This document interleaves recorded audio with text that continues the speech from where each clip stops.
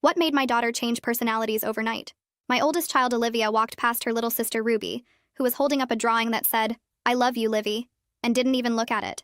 Ruby started sobbing, asking what she did wrong, and I had to carry her to the couch while my heart broke into pieces. My son Leo tried to grab Olivia's sleeve, but she yanked her arm away so hard he fell backwards, and I watched my teenage daughter step over him like he was trash on the sidewalk. I couldn't understand what was happening to my baby girl, the same daughter who used to wake up early just to make her siblings special breakfasts. She taught Leo to ride his bike, slept on Ruby's floor during thunderstorms, and never once complained when they crashed her sleepovers with friends. This was the girl who begged me for siblings when she was 4, who cried happy tears when each baby was born, who called them her babies, even though she was just a kid herself. But something changed, and suddenly Olivia became a ghost in our house. She started eating breakfast at 5 in the morning to avoid seeing them, stayed at the library until closing to miss dinner, and locked her bedroom door the second she got home. When Ruby showed her a perfect spelling test, Olivia walked past like she wasn't there, and I watched my 6-year-old's face crumble.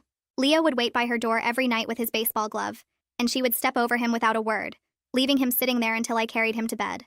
The worst part was watching my younger kids destroy themselves trying to figure out what they'd done wrong. Ruby stopped singing, stopped coloring, stopped doing all the things she used to do with her big sister. Leo quit his baseball team because practicing without Olivia wasn't worth it, and he started having nightmares where he screamed her name. They would sit outside her locked door for hours, taking turns apologizing for crimes they hadn't committed, and I felt like screaming at my oldest for what she was doing to them. My husband tried talking to Olivia, but she insisted nothing was wrong, just busy with junior year. Her grades were perfect. Her teacher said she seemed fine, but she stopped coming to Leo's games after never missing a single one in 5 years. She skipped Ruby's birthday party, claiming she had to study, and when I forced her to sit with us at dinner, she flinched every time the little one spoke to her. I wanted to shake her, to demand she tell me why she was torturing her siblings who worshipped her. Then I noticed the fear creeping in around the edges of whatever was happening. Olivia installed a lock on her bedroom door, kept her windows locked even in summer, and checked the house alarm obsessively before bed.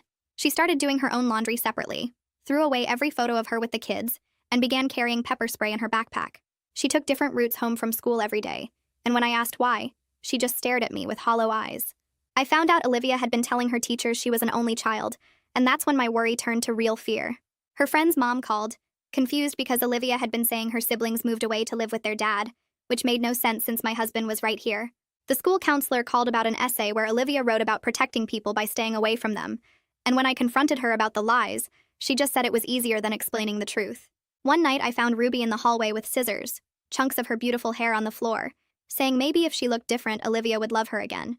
Leo had started wetting the bed at 8 years old, and my husband wanted to send Olivia to therapy, but she said if we made her talk to anyone, she would never speak to us again. The threat in her voice made my blood run cold because I knew she meant it. I started following my own daughter like a private investigator, and what I saw made everything worse. She would stand outside the elementary school during recess, watching her siblings play from behind the fence, taking pictures while tears ran down her face. She went to every one of Leo's baseball games but hid in the parking lot, and once when Ruby fell on the playground, Olivia started running toward her before stopping like she'd hit an invisible wall.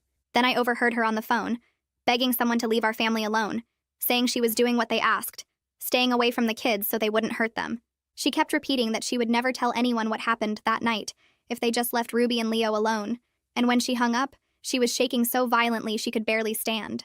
My maternal instincts went haywire. I searched her bag and found a note that made my hands shake. Every word you speak to them puts them in danger, so if you really love them, you'll let them hate you. When Olivia saw me holding it, her face went white, and she grabbed my arms hard enough to bruise. I stood there holding the note while Olivia gripped my arms hard enough to leave marks, her eyes wild with panic and something that looked like relief mixed with fear. She whispered that I shouldn't have found it, that I made everything worse and now they would know she told someone. Before I could say anything back, she ran to her room and I heard the new lock click into place, leaving me shaking in the hallway with more questions than answers. My arms hurt where her fingers dug in, and I looked down to see red marks already forming on my skin. I waited outside her door for 20 minutes, but she wouldn't answer when I knocked or called her name. The house felt too quiet, like the walls were holding their breath, and I finally went downstairs to wait for Suresh to get home from work. I put the note in a plastic bag like I'd seen on crime shows, trying not to touch it more than I already had, and I hid it in my desk drawer where the kids wouldn't find it. Ruby and Leo were at their after-school program until 5, which gave me 2 hours to figure out what to do next. I kept checking my phone, willing Suresh to text that he was leaving work early, but the screen stayed blank. When he finally walked through the door at 6:30, I grabbed his arm and pulled him into the kitchen before he could even take off his coat. I showed him the note after the kids were asleep, and we sat at the kitchen table trying to make sense of the words. He wanted to call the police right away, but I reminded him that Olivia said she would never speak to us again if we told anyone. We sat there for an hour going in circles, and finally Suresh said we needed to start writing everything down, every strange thing Olivia had done in the past few weeks. He suggested we check our home security camera footage to see if anyone had been watching the house, and I felt stupid for not thinking of that myself. We agreed to gather evidence first, to figure out who they were and what happened that night before we made any moves that might put the kids in more danger. I barely slept that night, and when my alarm went off at 5:30, I was already awake staring at the ceiling. I got up and stood by the front window, watching through a crack in the curtains as Olivia left for school at dawn like she always did. She checked over her shoulder 3 times before she reached the bus stop, and each time she looked back at our house like she expected someone to be following her. I grabbed my phone and took pictures of the note, making sure every word was clear and readable in the photos. Then I pulled up my sleeve and took pictures of the bruises on my arms where she had grabbed me, the marks dark purple against my skin. I made coffee and opened my laptop at the kitchen table, starting a document where I wrote down every weird thing Olivia had done since this all started.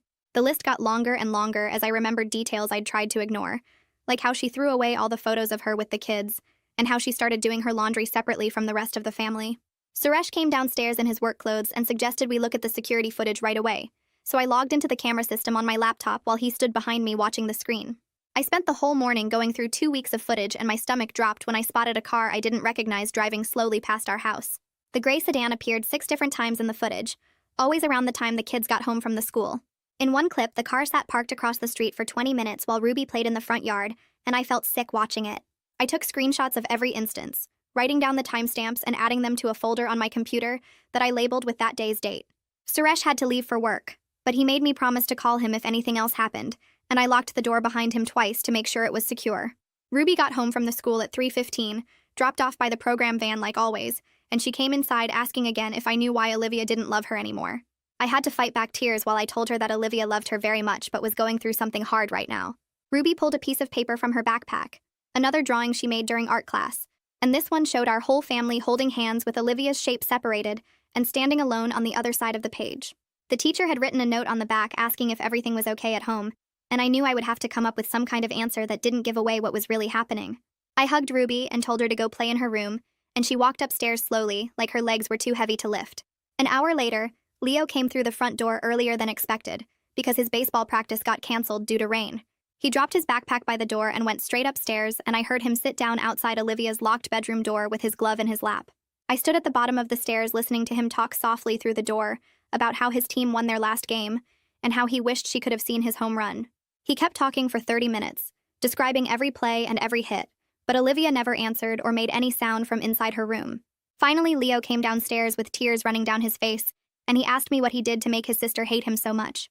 I pulled him onto my lap, even though he was getting too big for it, and I told him he didn't do anything wrong, but the words felt empty because I couldn't explain what was really going on.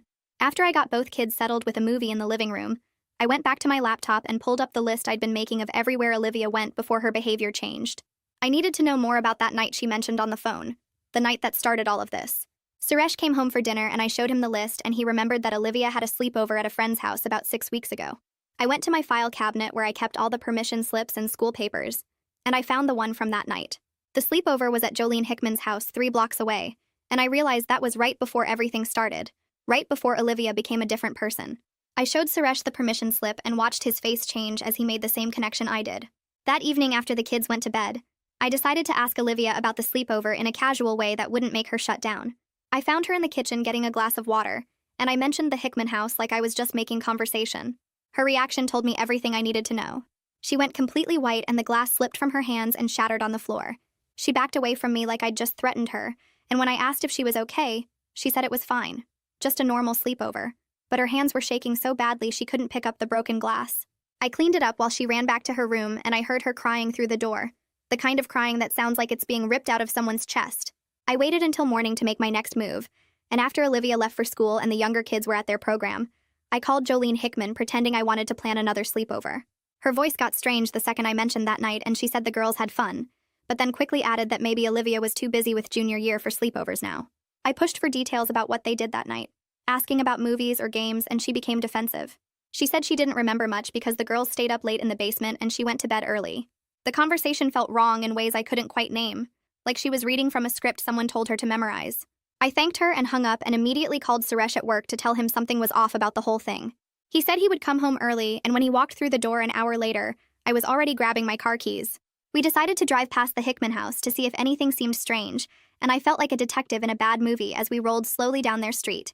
The gray sedan from our security footage was parked in their driveway, and my heart started beating so fast I thought I might pass out. Through the front window, I could see a teenage boy who had to be Jolene's son, Axel, and I realized this might be the person who had been threatening Olivia all along.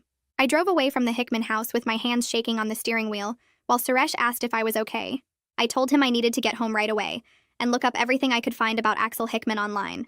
The second we walked through the door, I went straight to my laptop and typed his name into the search bar. His social media profiles came up immediately, and I clicked through them one by one while Suresh looked over my shoulder. Axel's posts were full of angry comments about girls who rejected him, and he shared videos about how women need to be controlled and put in their place. I felt sick reading his words, but I kept scrolling because I needed to understand who was threatening my daughter. His friend list showed hundreds of people, and when I searched for Olivia's name, I found her account connected to his. I went back through his photos to 6 weeks ago, and there it was. Pictures from the sleepover night at his house. The first photo showed 5 girls sitting in a basement with sleeping bags spread out on the floor. I zoomed in and spotted Olivia in the corner looking uncomfortable with her arms wrapped around her knees. The next photo showed the girls watching a movie, and Olivia had moved even farther into the corner. Then I found the picture that made my stomach drop. Axel was standing in the basement doorway with his phone in his hand, and he was staring directly at the girls with an expression that made me want to throw up. I took screenshots of everything and saved them to a folder on my desktop. Suresh suggested we call the police right away, but I reminded him that Olivia had threatened to stop talking to us if we involved anyone. He argued that we already had enough evidence to at least talk to someone, and I realized he was right. I found the non-emergency police line number and called it while my heart pounded in my chest.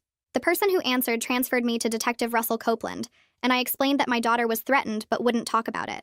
He agreed to meet with me that afternoon at the police station, and I grabbed all my documentation to bring with me. Detective Copeland turned out to be a middle-aged man with kind eyes who listened carefully while I spread everything out on his desk. I showed him the threatening note, the security footage of the gray sedan, the timeline I had created, and the screenshots from Axel's social media. He studied each piece of evidence and asked questions about when things started and how Olivia had been acting. I told him about her complete personality change and how she stopped talking to her siblings to protect them. He nodded slowly and said he understood my fear, but without Olivia's statement or direct evidence of threats, there was limited action he could take legally. I felt my hope deflating as he explained that the note was concerning, but didn't specifically name who wrote it or what would happen.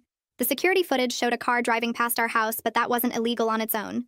He advised me to keep documenting everything and consider getting a lawyer involved who could help us understand our options. I left the police station feeling frustrated that the law couldn't protect us better, but I understood his position. That afternoon, I called a family lawyer whose name I found online, and she specialized in protecting minors. She agreed to talk with me over the phone right away, and I explained the whole situation from the beginning. She listened without interrupting, and when I finished, she said that if Olivia was assaulted, the statute of limitations meant we still had time to pursue charges. The threatening note could be witness intimidation or extortion, and both were serious crimes. However, she emphasized multiple times that Olivia needed to be willing to talk, and forcing her could make things worse psychologically. She suggested finding a therapist who worked specifically with teenage assault victims, because they would know how to help Olivia feel safe enough to open up. I thanked her and wrote down the names of 3 therapists she recommended. That night, I couldn't sleep, and at 2 in the morning, I went downstairs to get some water. I found Olivia in the kitchen making a sandwich, and she jumped when she saw me. I decided this was my chance to try reaching her again, so I walked slowly toward her and told her gently that I knew something bad happened at the Hickman house. She froze completely with the knife still in her hand, and tears started running down her face. She whispered that I didn't understand what he would do to Ruby and Leo if she told anyone. Her voice was so small and broken that I wanted to cry, but I forced myself to stay calm. I promised her that we could protect the whole family, and that I had already talked to the police and a lawyer. She shook her head hard and said I couldn't stop him because he was always watching us. She said he had pictures of Ruby at recess and Leo at baseball practice, and he sent them to her phone to prove he could get to them anytime. I reached out to hug her, but she backed away and ran upstairs to her room. I heard her lock click into place, and I stood in the kitchen crying quietly so I wouldn't wake anyone else. The next morning, I called a security company and had them come install additional cameras around our house that would send alerts to my phone whenever they detected movement. I also called a locksmith to change all our door locks, and I only gave new keys to Suresh and myself.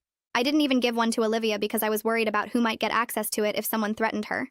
Suresh took the day off work so he could drive the kids to and from the school, while I stayed home monitoring the camera feeds on my laptop. I watched every car that drove past and every person who walked by our house. At 3 in the afternoon, my phone buzzed with a movement alert, and I pulled up the camera feed to see the gray sedan driving slowly past our house again. This time it stopped directly in front, and I could see Axel clearly in the driver's seat. He sat there looking at our home for almost a minute while I took screenshot after screenshot. I called Detective Copeland immediately, and he said he would send a patrol car to drive through our neighborhood more often, but without evidence of a direct threat, he couldn't do much more. The feeling of being so helpless made me want to scream into my pillow. I decided to pick up Ruby from the school myself instead of letting Suresh do it because I needed to get out of the house. I parked near the playground and waited for the bell to ring. While I was sitting there, I noticed someone standing behind the fence near the playground, and when I looked closer, I realized it was Olivia. She was partially hidden behind a tree watching Ruby play with her friends. I could see she was crying and she kept taking photos on her phone like she was trying to hold on to these moments. Ruby must have spotted her because she started running toward the fence calling Olivia's name over and over. Olivia turned and walked away quickly without looking back, and Ruby stood at the fence sobbing. I got out of my car and went to get her, and I had to carry her back while she asked why Olivia ran away from her. I didn't know what to say, so I just held her tight and let her cry against my shoulder. That evening after the kids were in bed, I remembered that we had a shared family computer in the den that Olivia sometimes used for homework. I opened it up and checked the browser history and email accounts. In Olivia's trash folder, I found an unsent email and my hands started shaking as I read it. She had written about keeping her siblings safe by staying away from them and how much she missed making them breakfast and helping with their homework. She said that every word she spoke to them put them in danger and she couldn't risk it. The email wasn't addressed to anyone, just her own thoughts that she had typed out at 4 a.m. 3 weeks ago. I printed it and added it to my evidence file that was getting thicker every day. The next morning, Francine Barkley called asking if Suresh and I could come meet with her about Olivia's essay. I brought copies of everything I had documented and spread them across her desk. Her expression grew more serious as she reviewed each piece of evidence, and she kept shaking her head like she couldn't believe what she was seeing. She explained that as a mandated reporter, she was required to report suspected abuse, but she was worried that doing so might put Olivia at greater risk if she refused to cooperate with investigators. We spent an hour discussing different strategies for getting Olivia to trust us enough to tell the truth. Francine suggested that I try giving Olivia more control over the situation by offering her choices instead of making demands. That night, I sat down and wrote Olivia a letter explaining that I knew she was protecting us and that I was proud of her strength. I told her that I understood she was scared, but that staying silent was actually putting everyone in more danger because we couldn't fight an enemy we couldn't see.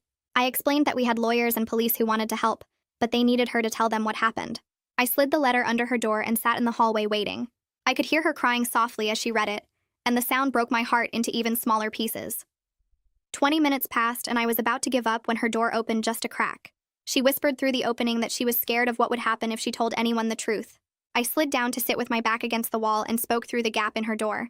I promised we would do this at her pace and that she didn't have to carry this alone anymore. She asked in a shaky voice if I could promise that Ruby and Leo wouldn't get hurt. I told her honestly that I couldn't promise that, but I could promise that staying silent wasn't keeping them safe either. The silence stretched out for what felt like forever, and I could hear her breathing on the other side of the door. Then the door opened wider and she stepped back to let me in. I sat on the edge of her bed while she stood by the window staring at her hands. She started talking in a whisper so quiet I had to lean forward to hear. She said Axel cornered her in the basement during the sleepover after the other girls fell asleep upstairs. She described what he did and how he recorded it on his phone while telling her that if she ever told anyone, he would hurt Ruby and Leo. My stomach turned over, but I forced myself to stay calm and just listen. She explained that he'd been texting her from different numbers ever since that night. He sent photos of Ruby at recess and Leo at baseball practice to prove he was watching them. Every message reminded her that their safety depended on her silence and staying away from them. I felt rage like nothing I'd ever experienced before, but I made myself take slow breaths. I thanked her for trusting me with the truth and asked if she still had any of the messages. She pulled out her phone with shaking hands and showed me a hidden folder. There were dozens of texts with photos of her siblings and threats about what would happen if she talked. I took photos of every single message with my own phone while she watched nervously. I documented the phone numbers and timestamps and made sure I captured every detail. When I finished, I pulled her into a hug and felt her whole body shaking. I called Detective Copeland right away, and he said he would come to our house that evening. He arrived with a female detective who introduced herself and explained she worked with assault cases. Olivia sat between me and the female detective on the couch and showed them the messages. She described what Axel did in the basement, and the detective took notes while asking gentle questions. The detective explained that what Axel did was assault, and the threatening messages were extortion and witness intimidation. She said they had enough evidence to start an investigation and would obtain Axel's phone records. Olivia asked what would happen next, and the detective laid out the process step by step. They stayed for 2 hours going through everything and documenting all the evidence. After they left, I kept all 3 kids home from the school the next morning because I was too scared to let them out of my sight. I called my boss and explained I needed emergency family leave. Suresh did the same with his job. We spent the day checking every window lock and keeping the kids entertained inside while we waited for Detective Copeland to call with updates. Ruby and Leo could sense something was wrong, but we told them we were having a special family day. We played board games and made cookies and tried to act normal. Leo found one of his old drawings that showed Olivia teaching him to ride his bike. He asked if he could leave it outside her door with a note. I helped him write a simple message that said, "I miss you, Livy." We placed it on the floor outside her room and went back downstairs. An hour later, Olivia emerged from her room holding the drawing against her chest. Tears ran down her face as she stood in the hallway looking at Leo's careful printing. She didn't go back into her room right away. Instead, she sat at the top of the stairs where she could hear Leo playing in the living room below. I watched her from the kitchen and saw her wiping her eyes while listening to her brother's voice. Detective Copeland called that afternoon to say they'd obtained Axel's phone records. Multiple threatening messages came from his number, and from burner phones registered to addresses near his house. He said they were building a case, but needed more time to gather evidence that would hold up in court. He warned me that Axel's family would likely hire a lawyer and try to say Olivia was lying. He suggested we get a protective order to keep Axel away from our family. I spent the rest of the afternoon filling out paperwork for an emergency protective order.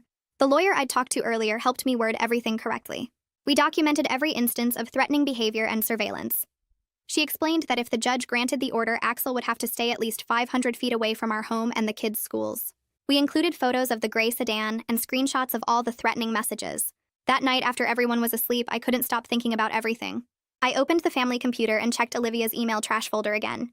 I found another note dated just 2 days ago. My hands started shaking as I read her words about wanting to die because it was the only way to keep everyone safe. She wrote that she couldn't live with the fear anymore, and that her siblings would be better off without her. I felt sick realizing how close we'd come to losing her. I ran to wake up Suresh and showed him the note. We both sat there in the dark reading it over and over. He said we needed to get Olivia into therapy immediately. I called the crisis hotline and explained the situation to the person who answered. They gave me the name of a therapist named Allegra Neff, who worked with teenage trauma. I left a message on her voicemail at 2 in the morning. Allegra called back first thing the next morning and agreed to see Olivia for an emergency appointment that same day. I was grateful when Olivia didn't fight me about going.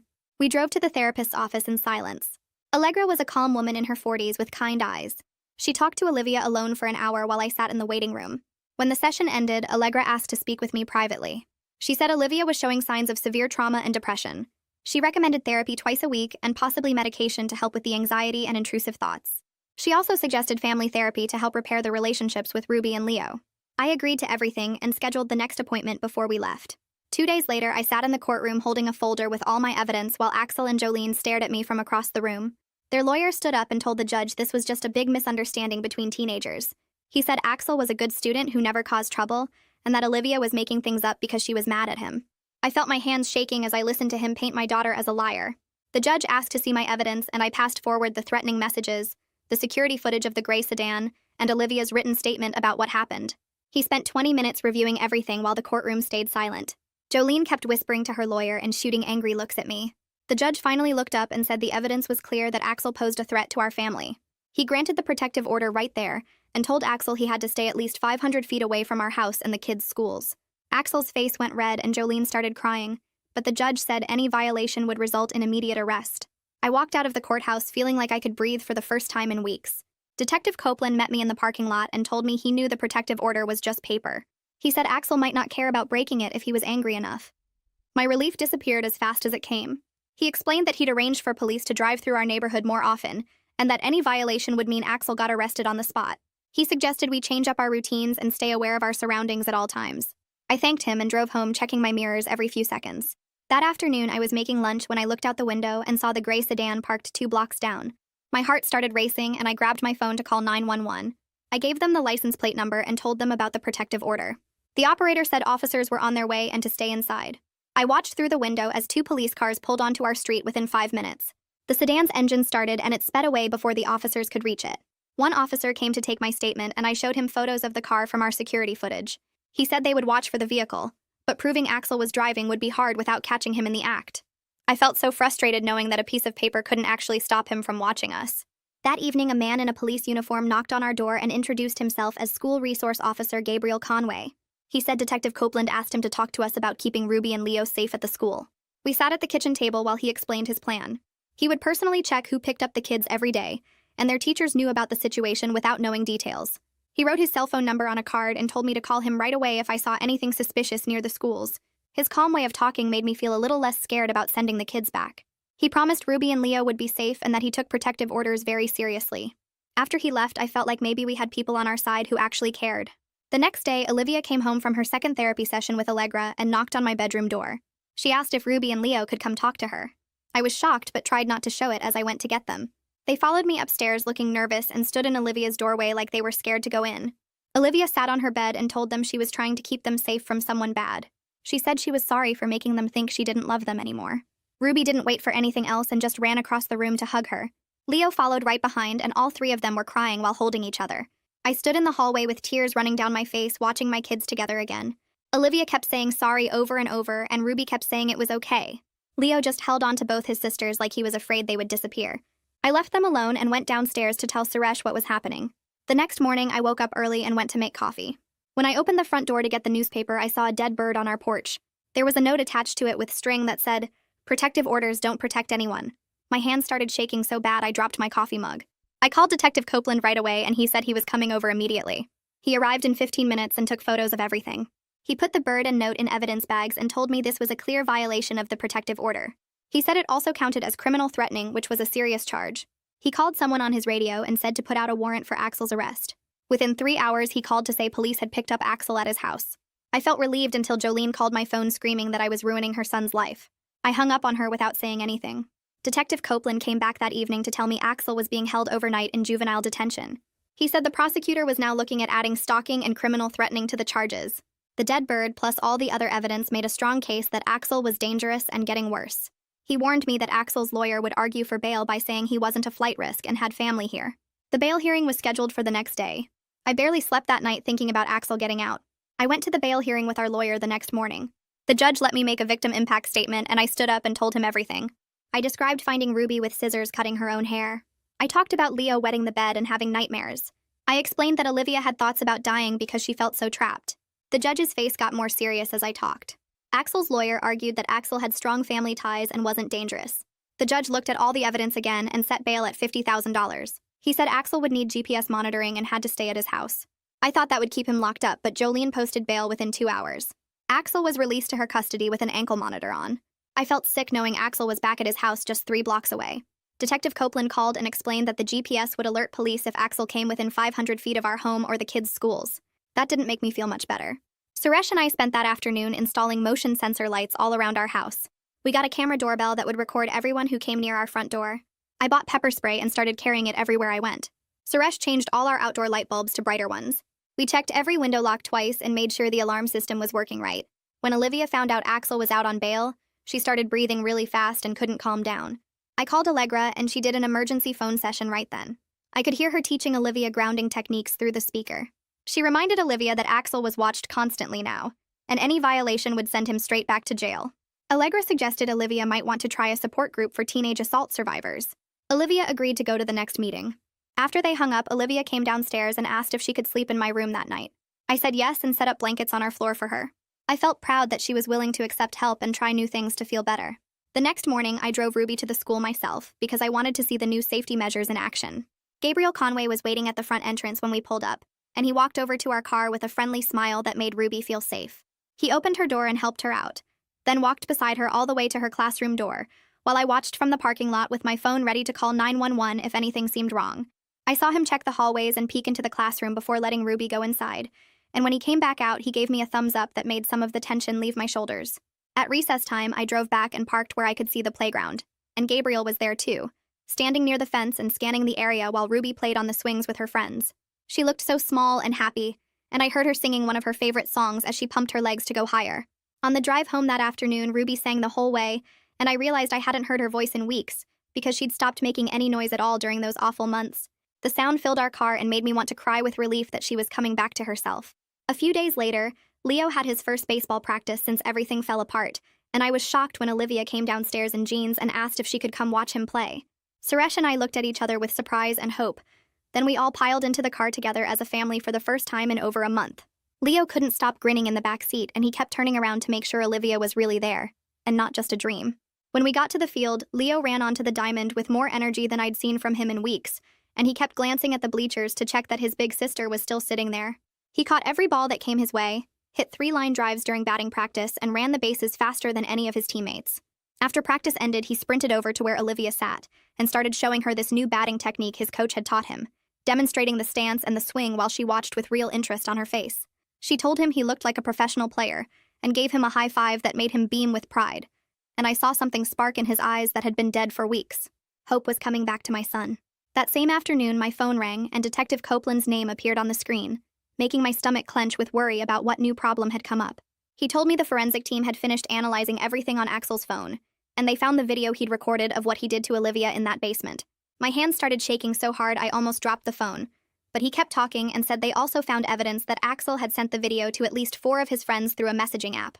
This discovery meant they could add distribution of child sexual abuse material to the charges against him, which carried much more serious penalties than what he was already facing. The prosecutor believed this new evidence created a really strong case for keeping Axel locked up if he violated his bail conditions even once, because it showed a pattern of dangerous behavior and total lack of understanding about what he'd done wrong. I felt vindicated hearing that we had proof of everything Olivia had described, but I also felt sick knowing that video existed somewhere in the world and that other people had seen my daughter's worst moment. Detective Copeland said the tech team was working to track down everyone who received the video so they could delete all copies and potentially press charges against anyone who kept it or shared it further. 2 days later, I was making lunch when someone started pounding on our front door and screaming at the top of their lungs. I looked through the peephole and saw Jolene standing on our porch with her face red and twisted with rage, yelling that Olivia was a lying little bitch who was ruining her son's future over nothing. She kept screaming that Axel was a good boy who would never hurt anyone, and that we were destroying his life with our fake accusations and made-up stories. I grabbed my phone and started recording her rant through the door while I dialed 911 with my other hand, and Jolene didn't seem to care that she was violating the protective order that said she had to stay away from our house. She banged on the door so hard I thought she might break it down, and she threatened to make us all pay for what we were doing to her baby.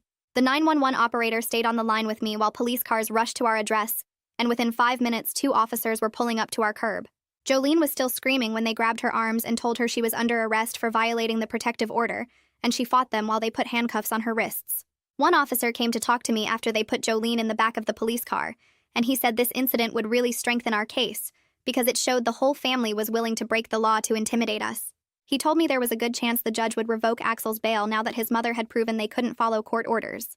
I felt shaken by how close Jolene had gotten to our home, but I also felt relieved that everything had been recorded and documented. The prosecutor called me the very next day to explain what was happening with the case now that we had Jolene's violation and the new evidence from Axel's phone. She said they were filing an emergency motion to revoke Axel's bail because the family had shown they couldn't be trusted to follow the rules, and the hearing was scheduled for 3 days from now. The prosecutor wanted Olivia to be prepared to testify if the judge asked to hear from her directly, which made my heart sink because I knew how scared she was of seeing Axel face to face. I called Allegra right away, and she came over that evening to work with Olivia on coping strategies for being in the same room as the person who hurt her. Allegra taught her breathing exercises and grounding techniques, and she helped Olivia practice what she would say if the judge asked her questions. The prosecutor had promised to request special accommodations like a screen between Olivia and Axel if she had to testify, so she wouldn't have to look at him while she talked about what happened. Olivia was still terrified, but she said she would go to the hearing because she wanted Axel locked up where he couldn't hurt anyone else. 3 days later, we all got dressed up and drove to the courthouse for the bail revocation hearing, and Olivia sat between Allegra and our lawyer in the front row, while Suresh and I sat right behind them.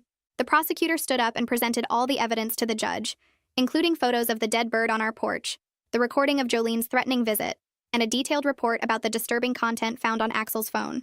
She explained that Axel had created and distributed child sexual abuse material, which showed he was dangerous and had no respect for the law or for his victims' well-being. Axel's lawyer argued that his mother had acted on her own without his knowledge, and that he shouldn't be punished for something she did when he was sitting at home following all the rules of his bail. The judge listened to both sides without saying much. Then he reviewed all the documents and evidence for what felt like forever. Finally, he looked up and said he was revoking Axel's bail based on the family's demonstrated willingness to violate court orders and the serious nature of the new charges. He ordered Axel to be held in juvenile detention until his trial, and 2 officers came forward to put handcuffs on Axel's wrists. I watched them lead him out of the courtroom through a side door, and I felt like I could finally take a full breath for the first time since this nightmare started.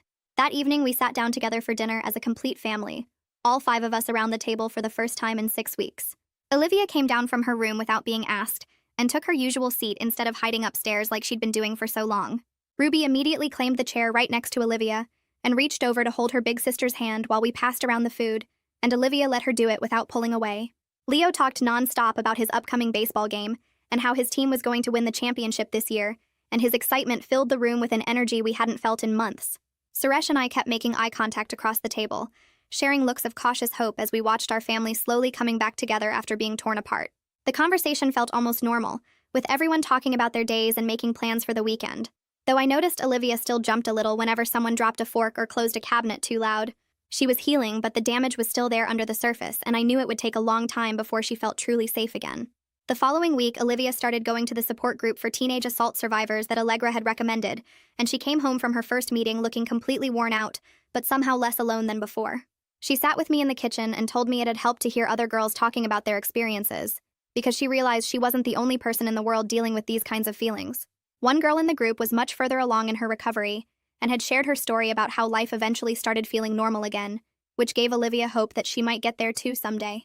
I felt grateful that she was building a support network outside our family, because I knew she needed to connect with people who truly understood what she was going through in ways that I never could.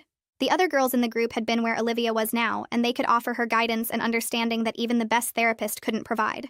A few days after that, Detective Copeland called with another update about the legal case moving forward. He said the prosecutor had decided to offer Axel a plea deal, rather than taking the case to trial, which would require him to plead guilty to sexual assault, extortion, and distribution of child sexual abuse material.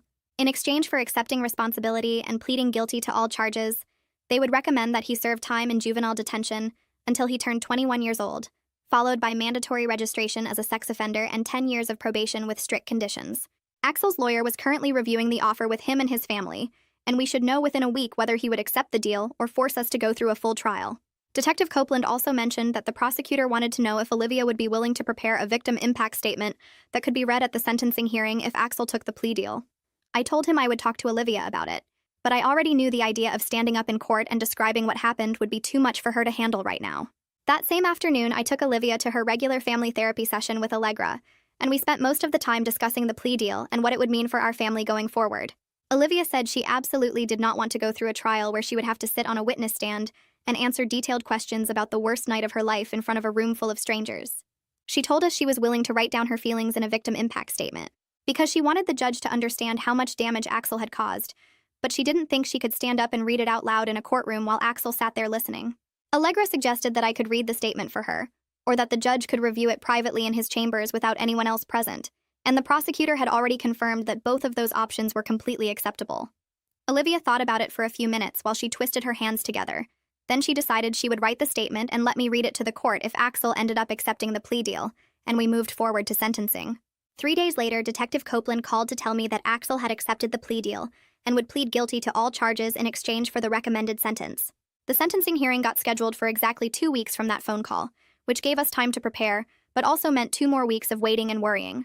I sat down with Olivia at the kitchen table that same evening and asked if she felt ready to write her victim impact statement, and she nodded slowly while twisting her hands together.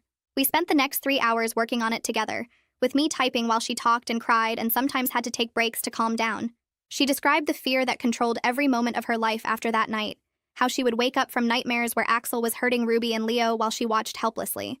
She wrote about the shame she felt even though she knew logically that nothing was her fault, about how she scrubbed her skin raw in the shower trying to feel clean again.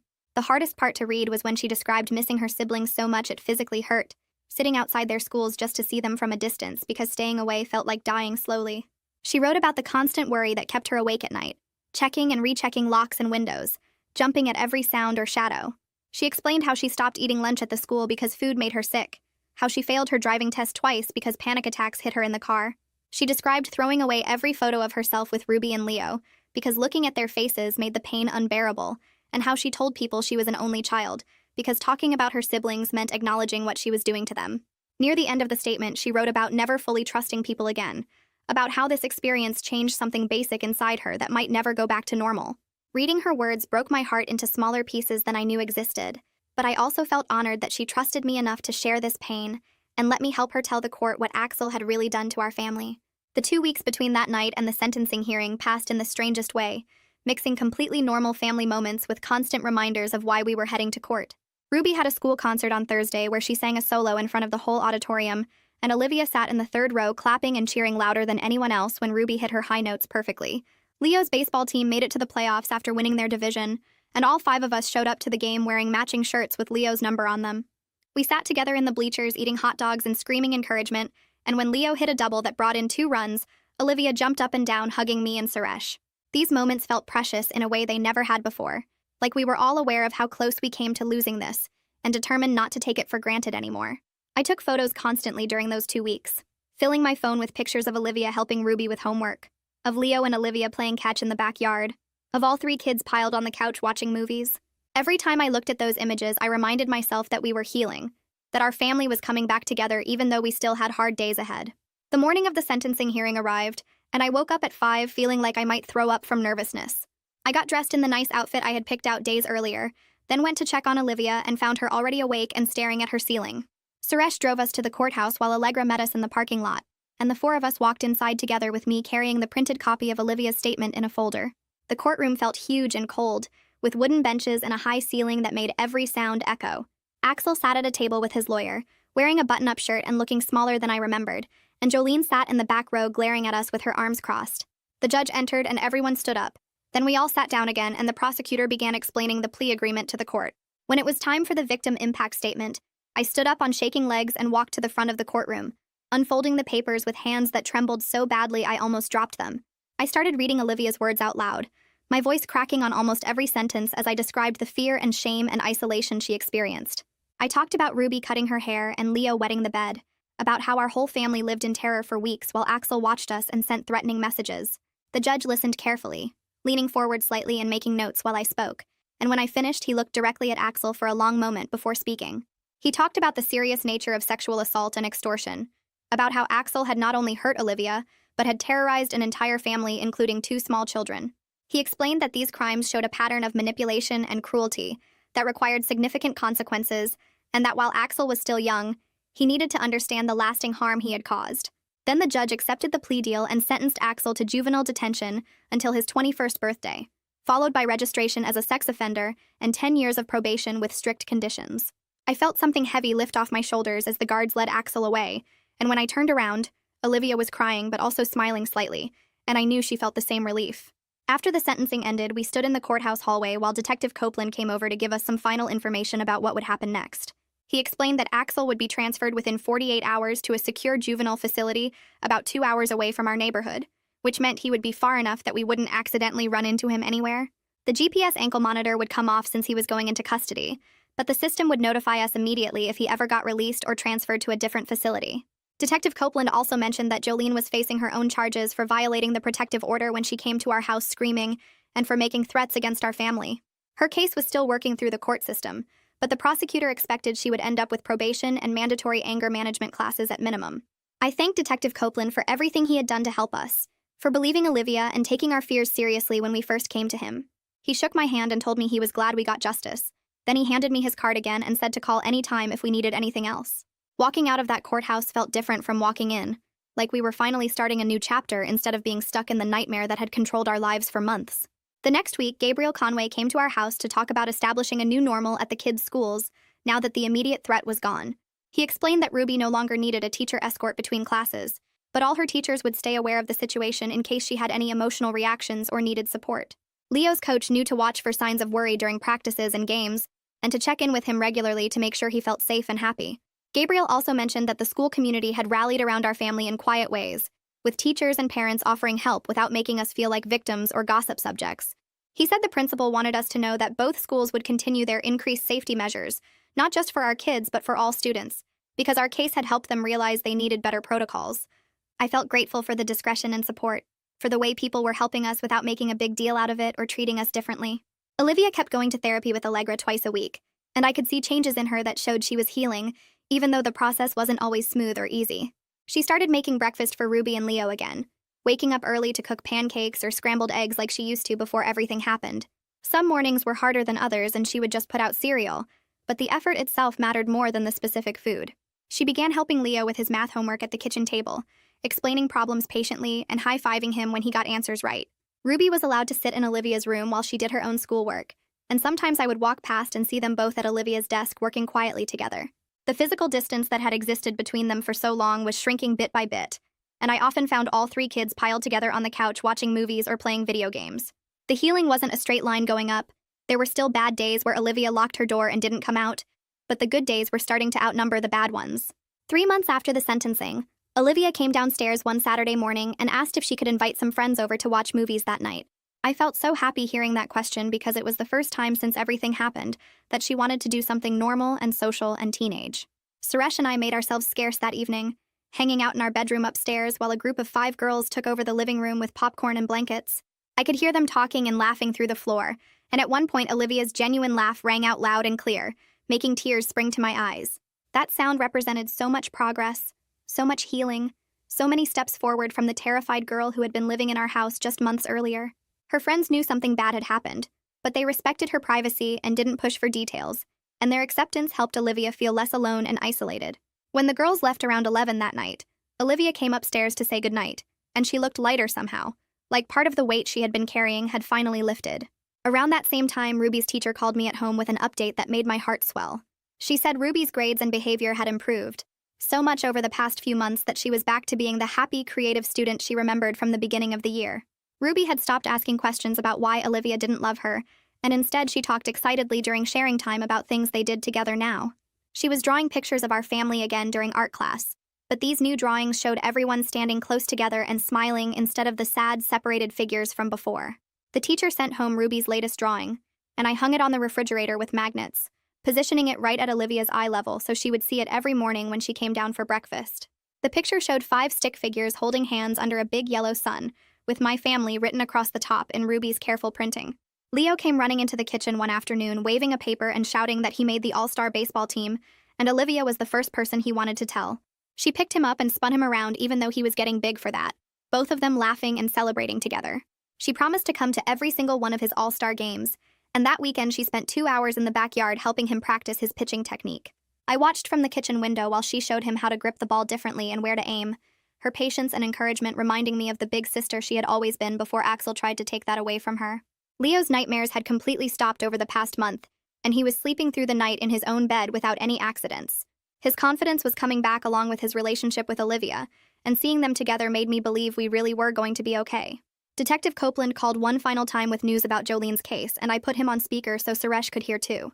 He told us that Jolene had pleaded guilty to violating the protective order and was sentenced to 2 years of probation, plus mandatory anger management classes twice a week. She was also required to stay at least 1,000 feet away from our family at all times, and any violation would result in immediate jail time. Detective Copeland mentioned that our case had helped the police department develop better protocols for handling threats against minors, and he thanked me for being so persistent in protecting my family even when things seemed impossible. I thanked him right back for believing us from the beginning and taking our fears seriously instead of dismissing them, and I told him we couldn't have gotten through this without his help and support. Allegra brought up the idea of family therapy during one of her private sessions with Olivia, and within a week we were all sitting together in her office for the first time. Ruby sat between me and Olivia on the couch, while Leo perched on Suresh's lap in the armchair, and Allegra explained that we needed to talk about what happened, so everyone could understand and heal together. She started by asking Ruby and Leo to share how they felt during those scary months. When Olivia stayed away from them and Ruby's voice got really quiet, as she described feeling like she must have done something terrible to make her big sister hate her. Leo talked about his nightmares and how he stopped playing baseball because it wasn't fun without Olivia watching, and I watched Olivia's face crumble as she listened to how much pain her distance had caused them. Allegra guided Olivia through explaining in simple terms that a bad person had threatened to hurt Ruby, and Leo if she didn't stay away from them, and that she was trying to protect them the whole time, even though it looked like she didn't love them anymore. Ruby climbed into Olivia's lap and wrapped her arms around her neck, and Leo came over to hug them both, and all 3 of my kids cried together while Suresh and I held each other. We spent the rest of that first session creating what Allegra called a family safety plan, where we all agreed to tell each other if we felt scared or worried, instead of keeping secrets to protect each other. Olivia promised she would never try to handle something dangerous alone again, and Ruby and Leo promised they would come to us if anyone ever made them feel unsafe or uncomfortable.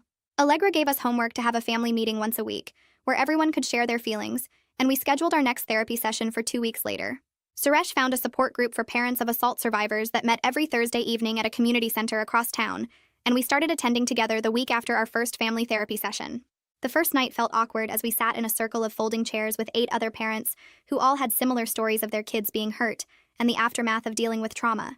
A mom named Jamie shared that her daughter was assaulted 3 years ago and had just graduated from college with honors, and hearing that gave me hope that Olivia could have a normal future despite everything she'd been through.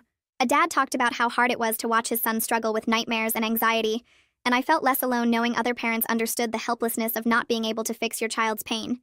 The group leader taught us strategies for supporting our kids while also taking care of ourselves, like setting boundaries around how much we talk about the trauma and making sure we do things that bring us joy. Suresh and I exchanged phone numbers with 3 other couples after the meeting, and over the next few months we built our own support network, where we could text each other on hard days or meet for coffee when we needed to talk to someone who really understood. 4 months passed with Olivia continuing therapy twice a week, and our family gradually finding a new normal. And then Olivia came home one afternoon waving her driver's license and grinning bigger than I'd seen in almost a year. She asked if she could drive Ruby to the school sometimes because she wanted to spend more time with her little sister and make up for all the months she'd missed. And I felt my throat get tight with emotion at her desire to reclaim that protective big sister role. I agreed, but told her she had to text me as soon as they arrived safely at the school, and the next morning I stood in the driveway watching Olivia carefully back out with Ruby buckled in the passenger seat. Ruby was bouncing with excitement about riding with her big sister, and through the car window I could see them both smiling as they drove away together. I checked my phone obsessively until Olivia's text came through saying they'd arrived, and when Ruby got home that afternoon, she couldn't stop talking about how cool it was to be driven to the school by Olivia instead of taking the bus. Over the next few weeks, Olivia drove Ruby to the school 3 mornings a week, and I would watch them leave together and feel like we'd reached an important milestone in rebuilding what had been broken. The school year wound down as spring turned to early summer, and Leo's baseball team made it all the way to the championship game. Olivia spent an entire Saturday afternoon painting a huge banner with Leo's number on it, and Ruby cut up newspapers to make colorful pom-poms for everyone to wave during the game. We all piled into the car together on game day and claimed seats in the bleachers behind home plate, and I felt grateful that we could be there as a complete family again. Leo kept looking over at us in the stands, and every time he caught Olivia's eye, she would wave the banner and cheer for him. The game stayed close through all 6 innings, and in the bottom of the last inning with 2 outs and a runner on third, Leo stepped up to bat. I held my breath as the pitcher wound up, and then Leo connected with the ball and sent it flying over the left fielder's head for a double that brought the winning run home. We all rushed onto the field with the other families, and a photographer who was covering the game for the local paper captured our family in a huge group hug with Leo in the middle. The photo showed all 5 of us with genuine smiles and joy on our faces, and later that week when I got the digital copy, I immediately made it my phone's wallpaper. Every time I looked at it, I remembered how far we'd come from those dark weeks when our family felt like it was falling apart. Summer arrived with hot weather and long days, and Olivia surprised us by getting a job at the community pool as a lifeguard. Allegra said during one of our family sessions that this was a really good sign because it showed Olivia felt ready to take on responsibility and be around lots of people again. Olivia had to go through training and get certified, and on her first day of work, I drove her there and watched her climb up into the lifeguard chair, wearing her red swimsuit and whistle around her neck.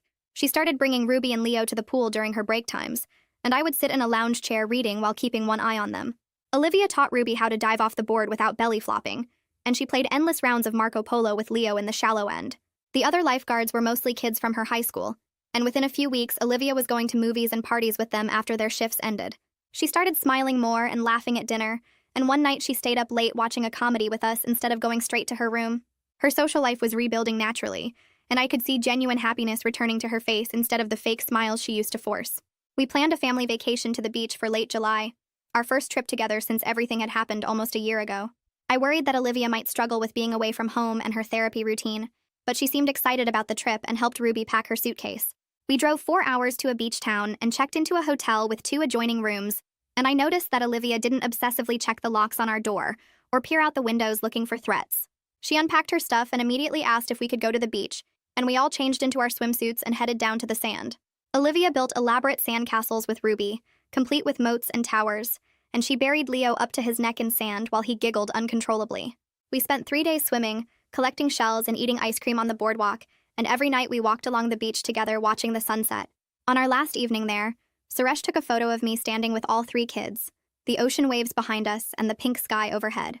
Everyone was smiling real smiles, not forced or fake, and when I looked at that photo later, we looked like any normal, happy family on vacation.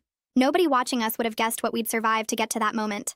Olivia started her senior year of high school in late August with a completely different attitude than she'd had the year before. She talked excitedly about her classes and started researching colleges with strong psychology programs because she wanted to help other trauma survivors someday. Her grades stayed strong, and her teachers commented during parent conferences about how mature and focused she seemed compared to other seniors. She joined the peer counseling program at the school and went through training to help other students who needed someone to talk to. The counseling coordinator told me that Olivia was a natural at making people feel safe and heard, and that she was helping train other peer counselors to recognize signs of abuse. Olivia came home one day and told me she'd helped a freshman girl who was pressured by an older boyfriend, and that she'd connected the girl with resources to get help. I watched my daughter turn her painful experience into something meaningful, and I felt incredibly proud of her strength and determination to make sure other kids didn't have to suffer alone like she had. Ruby turned 7 in October, and she insisted that Olivia had to help plan her entire birthday party. They spent 3 weeks working together on decorations, making construction paper chains, and painting a big banner that said, "Ruby is 7." They planned games like musical chairs and pin the tail on the donkey, and they baked cupcakes together the night before the party. I watched their relationship strengthen through this shared project, seeing them laugh together and negotiate over party details like whether to have a princess theme or a rainbow theme. The day of the party, 12 of Ruby's friends came over and ran around our backyard playing games and eating cake, and Ruby dragged Olivia around introducing her to everyone. I heard Ruby tell her best friend that Olivia was the best sister in the whole world, and I saw Olivia's eyes get watery before she pulled Ruby into a tight hug. I took photos throughout the party, capturing moments of them laughing together, and Ruby beaming with pride at having her big sister there. The love between them had been fully restored, maybe even stronger than before because they'd survived something terrible and come out the other side together. Leo came home from the school one day in early November and announced that he wanted to try out for the travel baseball team, which was way more competitive than his regular league. He asked Olivia if she would help him practice, and she immediately agreed and cleared her schedule to work with him every evening after her lifeguard shift ended. I would watch from the kitchen window as they spent an hour in the backyard, Olivia pitching to Leo and coaching him on his swing technique. She showed him how to adjust his stance and keep his eye on the ball, and her patience reminded me of the big sister she'd always been before everything happened. The tryouts came in mid-November, and our whole family went to watch Leo show the coaches what he could do. When the roster got posted a week later and Leo's name was on it, he ran to find Olivia at the school and tell her first. He told everyone who would listen that he made the team because of Olivia's coaching, and he asked her to promise she'd come to all his games. She promised she would be there for every single one, and she kept that promise all season long, missing only one game when she had to visit a college she was considering. Their relationship had become stronger than ever, built on a foundation of survived trauma and renewed trust. I met with Allegra alone one afternoon in December, while Olivia was at the school, and she told me that Olivia had made remarkable progress over the past year. She explained that Olivia had developed healthy ways to cope with her anxiety and bad memories, and that she'd processed most of the trauma through their work together. Allegra said that while Olivia would always carry the experience with her, and might have hard days, it no longer controlled her daily life, or stopped her from doing things she wanted to do. She recommended reducing Olivia's individual therapy to once a week since she was doing so well, and she suggested we continue family therapy for a few more months to keep working on our communication. I agreed with both recommendations and asked if Olivia would be okay long-term, and Allegra smiled and said she believed Olivia would not just be okay, but would thrive because she'd done the hard work of healing. I left that session feeling proud of how hard my daughter had worked to get better, and grateful that we'd found Allegra to guide us through the darkest time of our lives. 6 months after Axel got sentenced, I opened the mailbox and found an official letter from the juvenile detention facility where he was being held. My hands shook as I read that he completed some kind of treatment program for teenage offenders, and wrote an apology letter he wanted to send to Olivia. The facility explained they would screen it first to make sure it wasn't threatening or inappropriate, and Olivia could choose whether she wanted to read it or not. I sat at the kitchen table staring at the letter for a long time before I called Olivia downstairs to talk about it. She listened quietly while I explained what the facility was offering, and I watched her face carefully to see if she looked scared or upset. She thought about it for maybe 30 seconds before she told me she didn't want to read his apology, because she was focused on her future now and not on him anymore. She said she appreciated being given the choice instead of having it forced on her, and that meant more than anything Axel could write in a letter. I felt so proud of her strength in that moment, proud that she knew exactly what she needed for her own healing, and wasn't afraid to say it out loud. The early fall afternoon arrived with leaves starting to change colors outside our windows, and I stood in our backyard watching all 3 of my kids playing together like they used to before everything happened. Olivia was pushing Ruby on the swing set while Ruby squealed with delight, and Leo practiced his pitching against the fence nearby, and their laughter filled the air around me like music I thought I'd never hear again. Our family wasn't perfect, and we all still had moments when anxiety crept in or sadness hit us unexpectedly, but we were together, and we were safe, and we were healing one day at a time. I thought about how close we came to losing Olivia completely, when she was drowning in fear and isolation, and I felt overwhelming gratitude that she trusted me enough to let me help her fight back. The threat that tried to tear us apart ended up making us stronger in ways I never expected. And I knew we could handle whatever challenges came next because we would face them as a family who survived the worst and came out the other side. That's how it went down from my side. Now I want to hear what you think because I know half of you are already forming strong opinions. Drop them in the comments, I'll be reading through later. You always keep things interesting.